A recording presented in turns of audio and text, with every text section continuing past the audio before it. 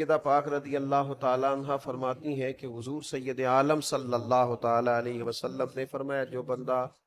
سورہ حدید کی تلاوت کرے، سورہ واقعہ کی تلاوت کرے اور سورہ رحمان کی تلاوت کرے تو سیدہ پاک اسے کیا ملے گا؟ تو آپ فرماتی ہیں اس کا نا ایک نام ڈال لیتے ہیں فرشتے، زمین و آسمان کے فرشتے اس کا ایک نام رکھ لیتے ہیں۔ فرماتی ہیں جو سورہ حدید، سورہ واقعہ اور سورہ رحمان کی تلاوت کرے، زمین و آسمان کے فرشتے اسے جنتی باشندہ کہہ کے پکارنا شروع کر دیتے ہیں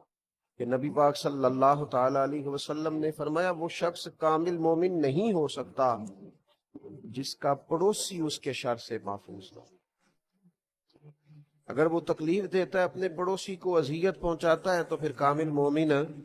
نہیں ہو سکتا۔ اور پھر فرماتی ہیں کہ نبی پاک صلی اللہ تعالی علیہ وسلم نے فرمایا کہ جو بندہ اللہ تعالیٰ پر